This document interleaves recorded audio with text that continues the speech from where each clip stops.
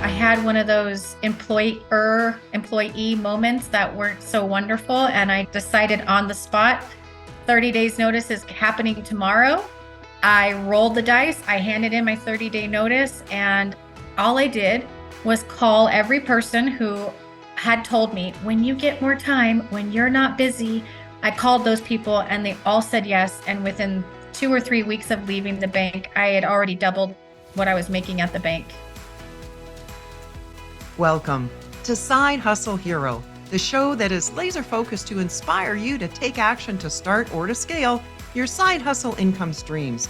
I'm your host, Joan Posivy, author of The Way Success Works. As a bank employee, Sam Hallburn was simply trying to help some of the corporate customers produce the financial reports required by the bank. She assisted them during her off hours, in the evenings and on weekends. But as they started requesting her continued help, well, a side hustle was born. Now Sam works as a QuickBooks Pro Advisor with a team of 5, generating an annual revenue of $500,000 by serving clients across the United States. In addition to sharing crucial information about starting and growing a bookkeeping or accounting service as a side hustle, Sam also shares hacks, strategies, and tips for running and expanding any business. For example, why and how to adjust your pricing 6 months before hiring your first team member, and the single best decision she made while growing her business. Be sure to catch today's end of episode takeaway for a quick tip on living life the way you want to. Now here is my conversation with QuickBooks Pro Advisor, Sam Hallburn. Welcome, Sam. Thank you. I'm really looking forward to learning from you what opportunities are out there for someone who might be interested in bookkeeping as a side hustle, and also your best bookkeeping hacks and tips for a business person. But first, how did you get involved in the industry? Okay, you asked. So I was in banking as a career, and for my clients that would come in, and business banking, I should say, my clients would come in, they would need loans and lines of credit cards and mortgages and all the things. And I would say, okay, I'm going to need this financial statement or this report or this information. And they were deer in the headlights. Wow. They had no idea what I was talking about or how to produce it for me in a lot of cases, not every case. And so I started offering, if you need help with this, I can help you.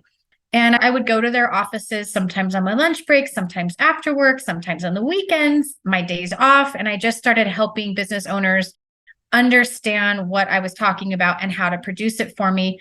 At first, almost as a favor. And then eventually it was more of a, can you keep helping me with this? Okay, sure. And I started it. That's what started the side hustle part of it is I was like, I guess I could do this and do the banking. And that was that. And so it grew out of a need for something I was doing that had a consequence, an unintended consequence of me then doing something else to facilitate what they needed. And I ended up realizing, you know what? I really enjoy this way more than what I'm actually doing as a career, as my job. I loved helping people. I loved that sense of like when they were like, oh my gosh, this is amazing. Thank you. I had no idea. I loved that part of it much more than putting numbers in a computer and spitting out loan docs. And I love the fact that it was your desire to help people that led to the side hustle. It wasn't like you were looking for a side hustle. It's like, let me help you with this. And then at some point, the light bulb went on and went, I'm kind of liking this. Yes. I really do think that I'm entrepreneurially spirited as a human because I've always had side hustles that had nothing to do with bookkeeping and accounting. Since I was 19, I've done little, side hustles, but this was the first one that really stuck as like, this is a passion of mine and that was the helping people part. And I just happened to be good with the numbers and have the expertise. And so it worked out. So you left banking at some point? I did. I left banking. I had one of those employee moments that weren't so wonderful. And I just decided on the spot, 30 days notice is happening tomorrow. I rolled the dice. I handed in my 30-day notice. And all I did was call every person who had told me, when you get more time, when you're not busy, because I was doing it before work, during my lunch breaks, Yeah. after work, on the weekends. So I was sort of maxed out. But people had come to me and said, oh gosh, I need your help. And I would have to say, I'm sorry, you can't really do much more right now. And then I called those people and they all said yes. And within 2 or 3 weeks of leaving the bank, I had already doubled what I was making at the bank. Really? In that short period of time? In that short period of time, because yeah, working hourly at a bank versus having a business that you can charge appropriately for. And it was great. And I had no idea what I was getting into. I don't want to make it sound like it was all roses, because there No. were definitely challenges with doing that, but it was that simple. I just had to believe in myself and take the leap. Yeah, it And that worked is great. huge. Yeah. I think we're a little bit kindred spirits here because my first career was in banking. Oh, nice. And I remember setting these certain goals and I thought, man, if I achieve that, like my life will be made. What else more can I want? And when I hit that goal and worked at it for a couple of years, it's like, this isn't it. There's more to life than this. There is more. Yes. And I guess it was that entrepreneurial spirit as well. Well, yeah. what size of business have you built up? What was your side hustle to now you're full time? Well, we now serve, instead of a mountain town of 3,000, we serve customers nationwide. So when I started this as a full-time side hustle, I was in a mountain town above Palm Springs, and that was very regional, and that's where I stayed. And over time now, we have clients all over the United States. We have a team of 5. We've helped over 250 clients to date since I started 8 years ago. We've kind of refocused and niched down. And so we're going through those changes. So now we have anywhere between 20 and 50 on average clients, but that's a sweet spot for us. And we're very comfortable there. There's been times where I've had 40 or 50 and it just complicates things. So to have that kind of volume.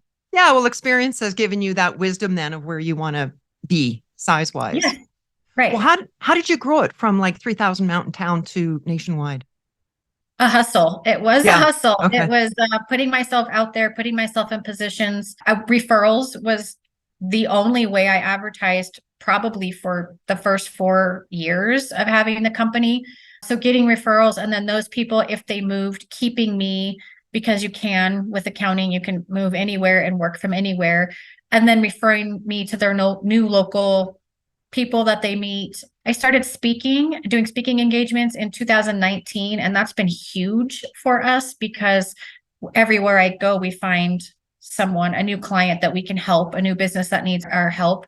So that's really probably what really took it to another level. But prior to that, it was referrals and just networking. I put myself in every kind of QuickBooks online meeting and class and networking, and everybody has different strong points. So you'll meet somebody that says, you know what, you do construction. I hate construction. Can you help my client? Can you help this person? And it's just community and networking, a lot of it. The speaking engagements, getting clients that way, that's really smart because that positions you as the expert as well. Yeah. It's the single probably best move I made in my business, is moving in that direction. Is that something that came natural to you, the ability to speak, or is that something that you had to work on? I thoroughly enjoy it. Okay. My very first profession as a human was a ballerina. And so I would have to perform and do all these things in front of people. And so I learned from a very young age not to be afraid of that. Speaking wise, I'm great at speaking when I know you want to be there to hear what I want to say. Right. But I get so nervous if I don't know if anybody in the room gives a rat's tushy, right? Yeah. That's where I get really nervous and it's not natural to me. But if you're coming to a QuickBooks seminar because you want to learn about QuickBooks, I can teach you QuickBooks, and that's very comfortable for me. So I love that. Yeah, I totally get that. Yeah. So what kind of revenue numbers are you pulling? We're at a steady 500,000 annually. And that's just because we've chosen this is our happy sweet spot, and more money sounds great on paper, but getting to those places is sometimes so much work that it actually detracts from the effort. Or for me anyway, I have found that. And then the hiring and firing process, or the turnover process in getting there, I've been really careful to not overextend myself financially because I don't have a backup plan. There's no second income, there's no spouse, there's no parents that have the money to give you. So a lot of side hustle mentality is, oh, if this doesn't work out, I have someone or something to fall back on. And once I took that leap, I didn't have that option. So I've been very particularly careful about not going full force into things that I knew were going to break me if they didn't work. That's just a personal choice I've made. I'm not saying that's a bad thing because some people, that's how they make it. They just go for it. But anyway, so we're at about an average of 500 at this point in time, which is plenty comfortable. And I support a team of 5 beautiful women. And That's I terrific. I want to do more for them than get more clients. I'd rather give them better lifestyles, give them more benefits, give them more perks in making more money than get more clients and more clients and more clients. And everybody's feeling the stress and the pressure all the time. And part of my experience in corporate America, I used to think to myself, and I remember these times, and this is part of why I quit corporate America. If I was ever an employer, I would never do this. I would never do that. I would make sure people didn't feel this way or that way, and I wouldn't treat them this way. And so now that I'm where I'm at in my business, my focus has really shifted to leading my team and giving them the best possible experience as an employee that I can, because I lived the nightmare of having terrible employers and horrible bosses and people not caring about you as a human being. And it's not okay. And so I don't want that to ever be something someone feels about me either. So at the time, they would have appeared negative lessons, but it was nice that you can then use that to say, you know what, that's the type of employer I don't want to be. Exactly. It's kind of like when you have a terrible parent, you have the option of choosing, I'm going to replicate their actions, or I'm going to choose to stop the bleeding. Yes. And I've taken that opportunity to stop the bleeding as an employer. And so that's my new focus and goal, is to have the best company culture we can. And doesn't that feel the best way to do it? You look at yourself in the mirror and I'm helping these people grow and accomplish their goals as well. It really does. It is so fulfilling to know that the people who are coming to work for you and with you want to be there and aren't doing it just because they need to make ends meet, or, okay, fine, it's a paycheck. Because really, if they're happy, they're going to be the best they can be for your customers. Your customers are then going to feel the most taken care of and the most appreciated that they can. They're going to refer you to their friends and family. And it is a gigantic snowball effect, but it starts internally. And a lot of employers don't see it that way, unfortunately. Yeah, true. Were you trained as an accountant or?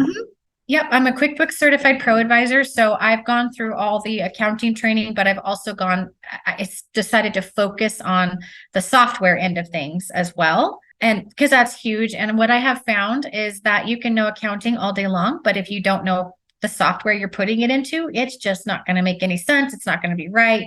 You're not going to know how to, or understand how to fix problems that you may not even know are there, or how to find them, and it complicates the whole scenario. So we focus solely on QuickBooks Online, and that's what we specialize in.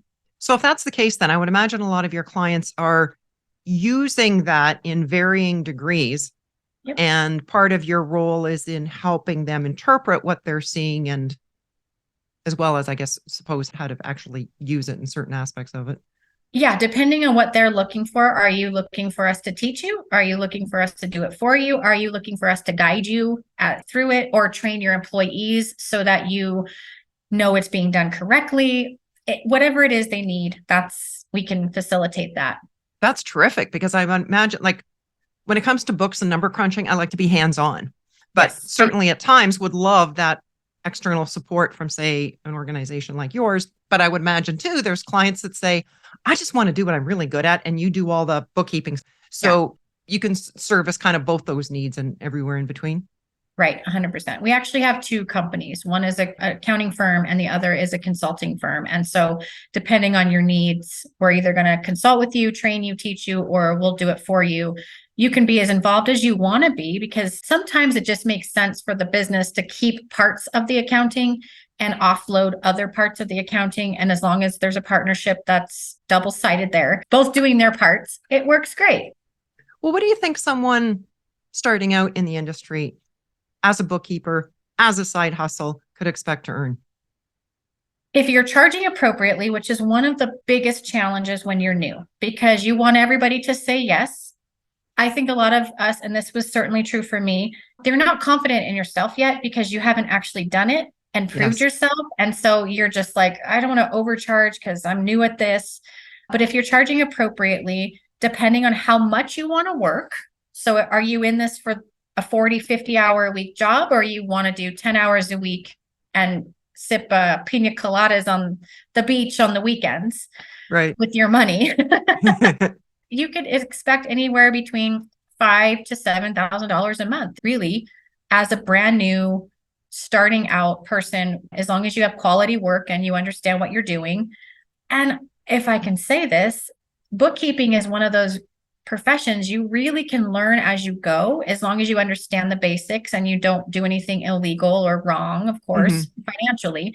There's so much you can learn as you go. You don't have to have all the answers right away. You still know more than your customer, period. Mm-hmm. And so your value of your knowledge and your experience is really what you're selling. You're not selling bookkeeping, because bookkeeping, a lot of it's automated now. A lot of it is streamlined through apps. And so you're kind of verifying information, but you're not actually having to enter the data or do ledgers like they used to and calculate everything. All that's being done for you.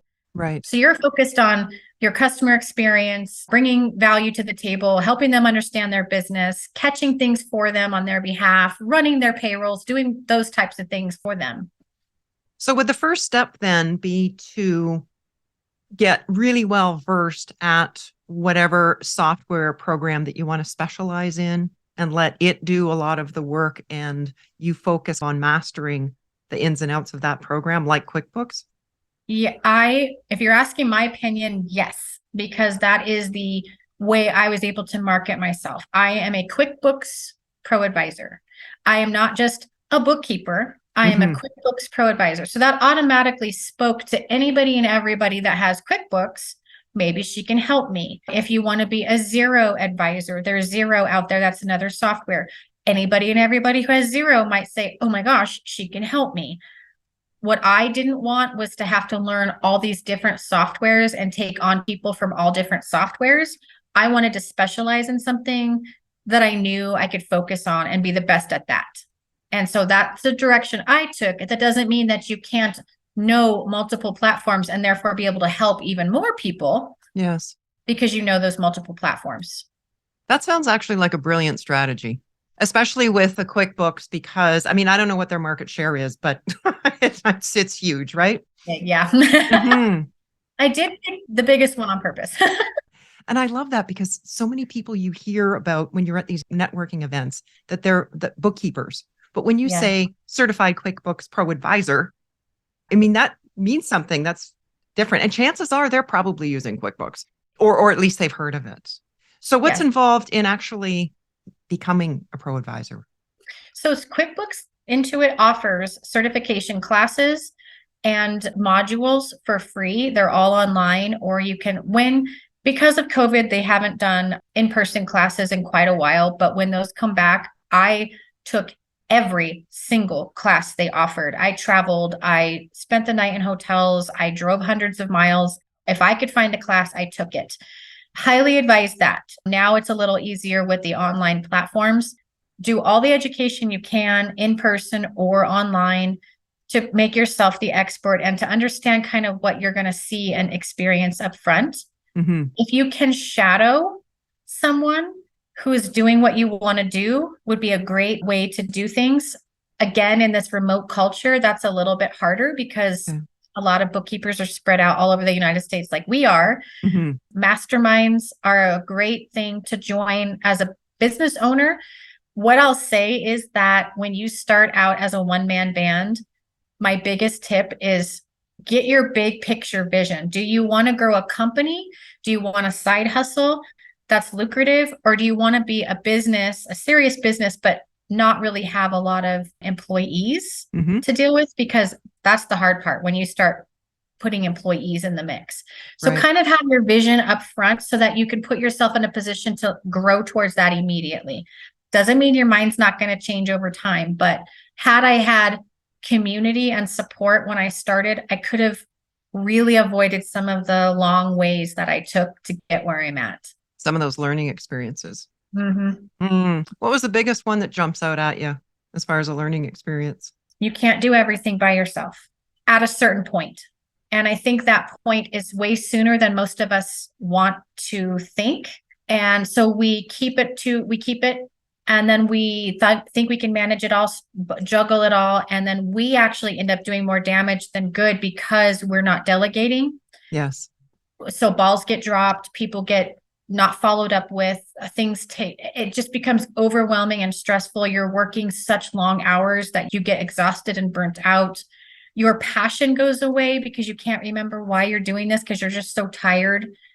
And because your productivity and performance is lacking, your customers are not as happy with you. So now you're like, well, why am I even doing this? They don't appreciate me. They don't understand. They don't treat me like a person.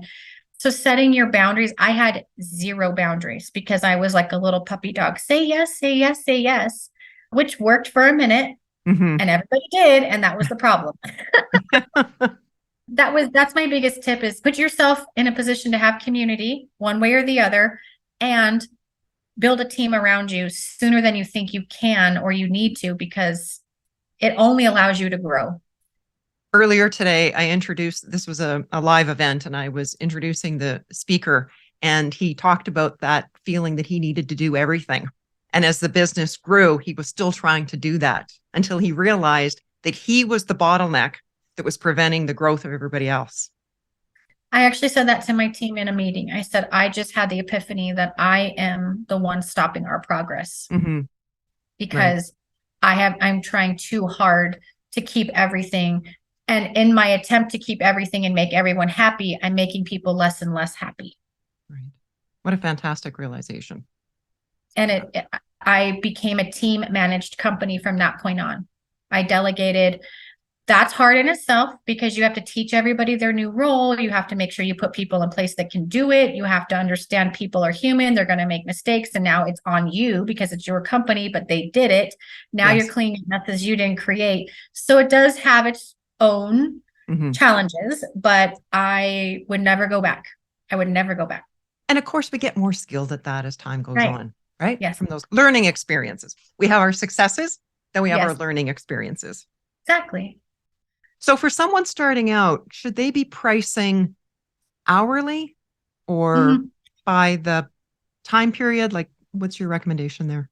I genuinely feel like the only way to price when you start is hourly because you yourself have no idea how long a job is going to take you until you do it. And then there's going to be very different scopes of work depending on which type of clients you bring in. If you niche down early, that will really help you discover your pricing because you'll see the same types of activities all the time instead of a little bit here, a little bit there.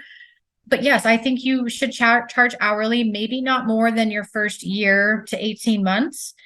Then you have a very good understanding of your clientele and how long things take and the type of work you want to do and don't want to do.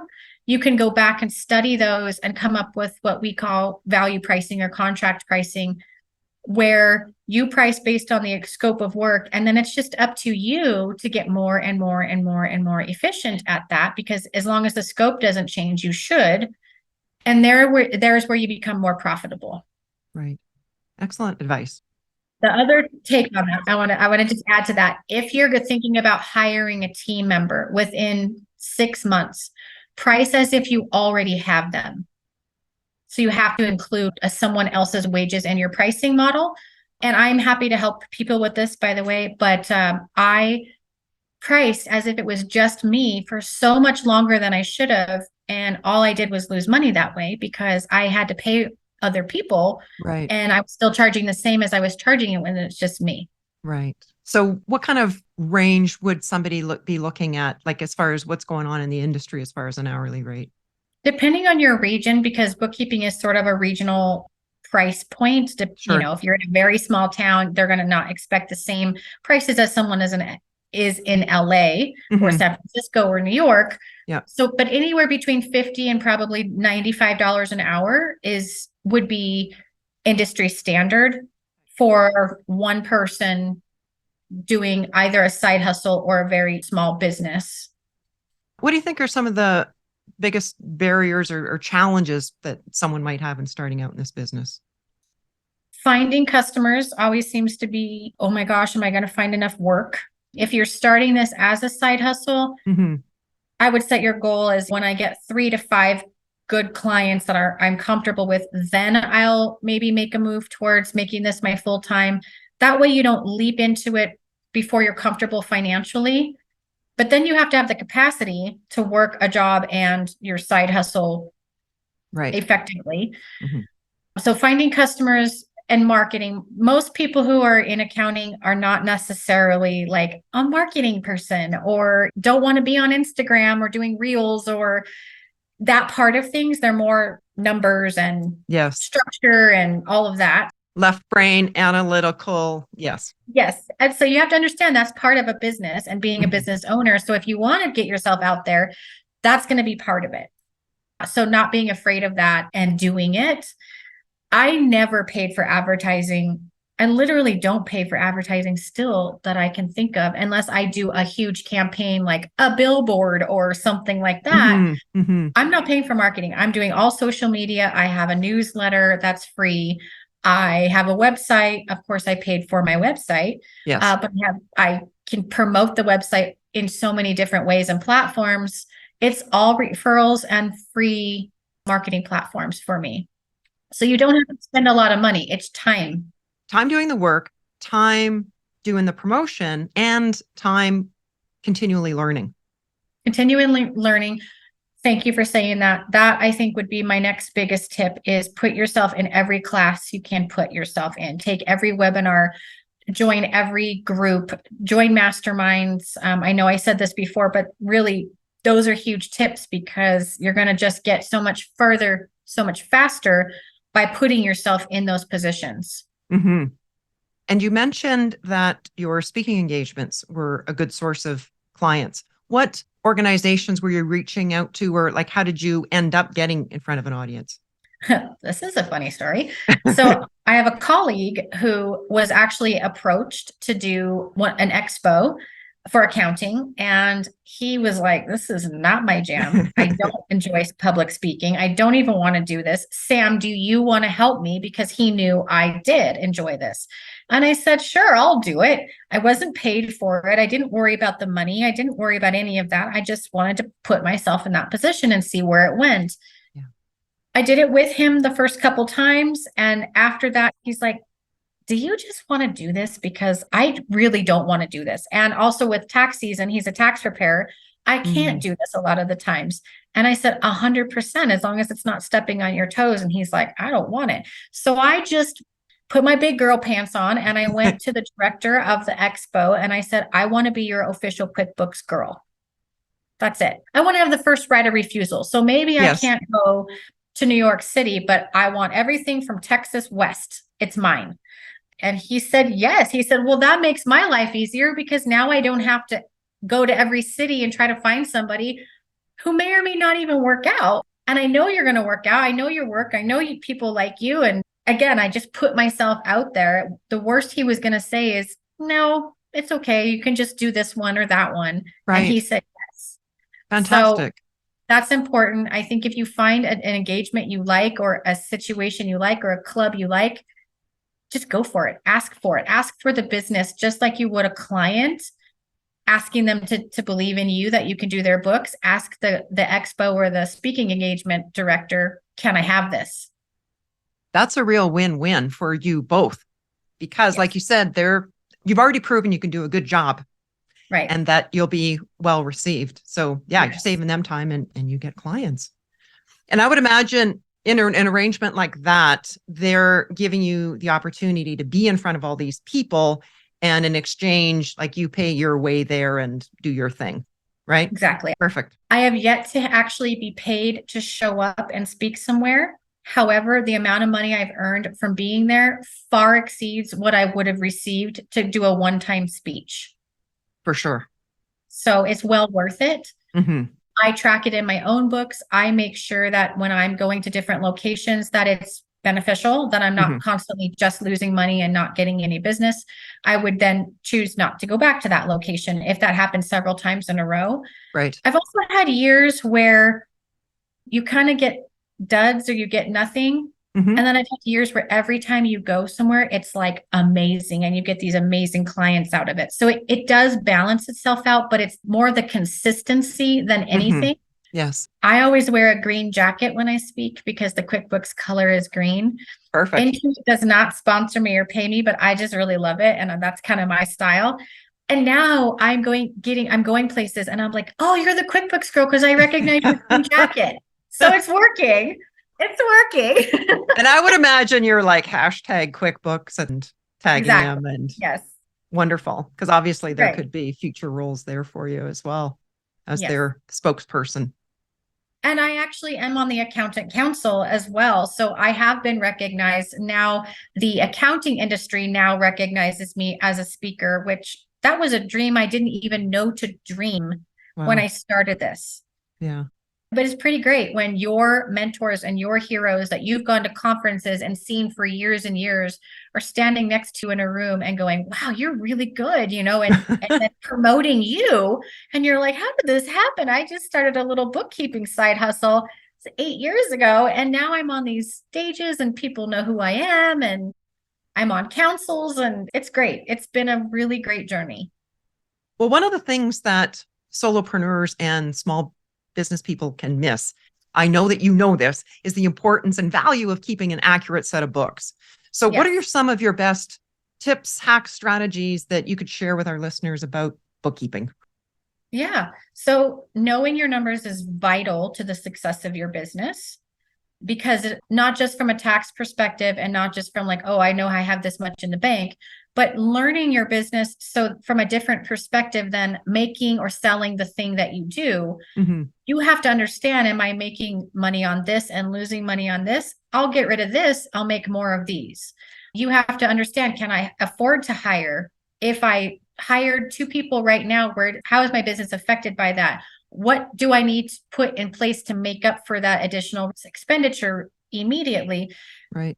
If there's vendors and suppliers that are doubling and tripling their prices on you year over year, you can't see that unless you're tracking it. And then you can make the choice to go shop somewhere else and save yourself some money. If your margins are not, if your cost of goods sold is going up and your sales isn't keeping up with it and more than it, then you're not going to be making money. There's so many reasons you need to know your numbers. Tip, do it every week, minimum. I say every day is even better because it's fresh in your memory. You're going to catch mistakes faster. You're going to remember things better. If there's fraudulent activity or if someone's doing something they shouldn't, you're going to catch it immediately rather than after the fact, way after the fact. But I see a lot of business owners say, I sit down like every 3 months and just kind of jam it out, or I just do it all at the end of the year. I spend a week with my bottle of wine and I just do it all my books. That is not a productive way to run a business and doesn't allow you to make good business decisions throughout the year. So that's really huge.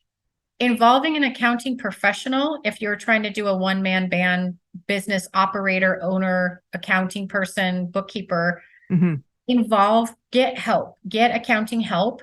Whether it's just a consultation here and there, or someone eventually to delegate the books to, or tax planning advice. So you put yourself in the best position possible for your entity and all that. Definitely get help with your record keeping. So the doing it weekly or daily is the actual input. In the actual input, yes. Yeah. And then periodically sitting down and actually saying, okay, what do these numbers mean? Like you were saying, like the cost of your product going up, but your price not, or your sales not. Exactly. And look at your margins. And sometimes you don't know what to do or what. That's why I say involve somebody, find a partner that you can, an accounting partner that can help you.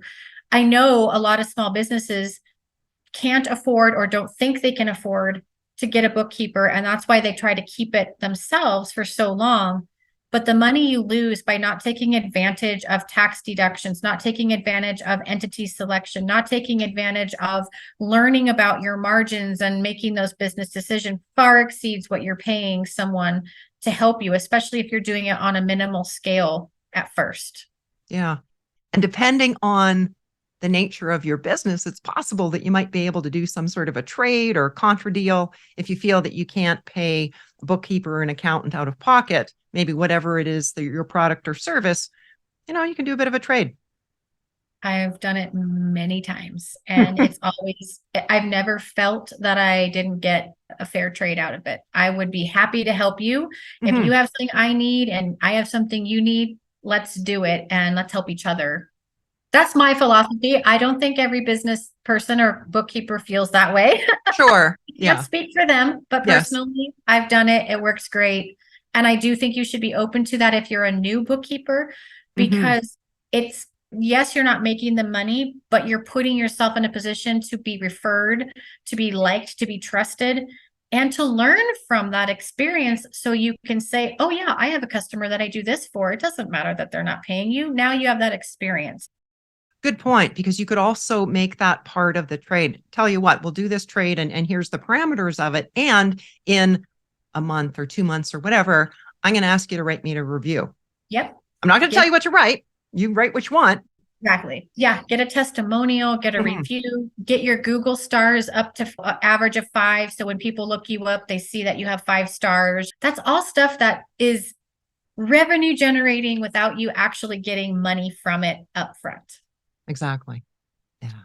Well, what's the best way for our listeners to connect with you, Sam?